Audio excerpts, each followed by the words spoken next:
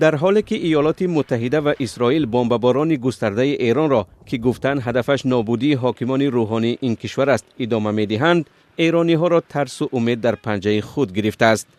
در حمله های هوایی از 28 فوریه به این سو اکثر رهبریت از جمله رهبر عالی ایران آیت الله علی خامنه‌ای کشته شد، ولی همچنین در نتیجه آنها طبق اطلاع سازمان‌های مددرسان محلی صدها نفر آسایشته کشته و مکتب و بیمارخانه‌ها ولنگار گشتند. ما از خبر مرگ خامنه‌ای خوشحال بودیم، اما حالا این بمباران‌های شدید مرا نگران می‌کند. ایران نباید نابود و پراکنده شود. امیدوارم که آینده روشن است. مرگ خامنه‌ای را که رهبر خودکامه بوده نزدیک به 40 سال ایران را با مشت آهنین اداره کرد، برخی ساکنان در خیابان‌های ایران جشن گرفتند، ولی ذهن بسیاری‌ها زود به آن روانه گشت که بعدش چی خواهد شد. حمله یکجایه هوایی امریکا و اسرائیل به ایران عمر نظام اسلامی ایران را زیر خطر گذاشته است. برخی هراس دارند که اگر جمهوری اسلامی فرو پاشد، این کشور با اهالی نزدیک به 90 میلیون و خلق و قومیت‌های گوناگون به مثل کشورهای همسایش عراق و افغانستان به جنگ شهروندی و هرج و مرج گرفتار می شود.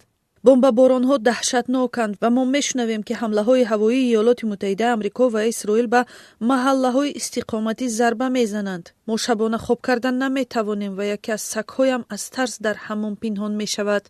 ایالات متحده و اسرائیل از ساکنان ایران دعوت کردند که به پا خیزند و حکومتشان را به دست گیرند.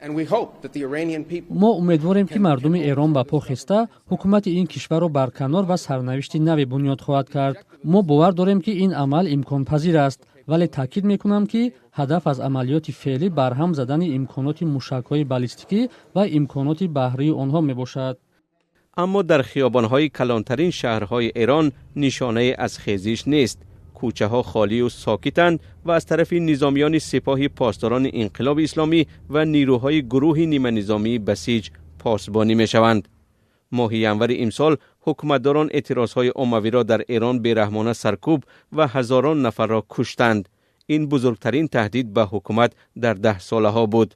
در حالی که ایالات متحده و اسرائیل به بمباران نهادهای امنیتی و دولتی ادامه می‌دهند، در تهران شهر با 10 میلیون اهالی بسیاری‌ها از خانه نمی‌برآیند. جمعیت هلال احمر ایران خبر داده است که از آغاز حمله‌ها تا روز 3 مارس کشته شدن 787 نفر را ثبت کردند. سازمان فعالان حقوق بشر در ایران که قرارگاهش در امریکاست گزارش داد که 742 ساکن ملکی از جمله 176 کودک جان باختند.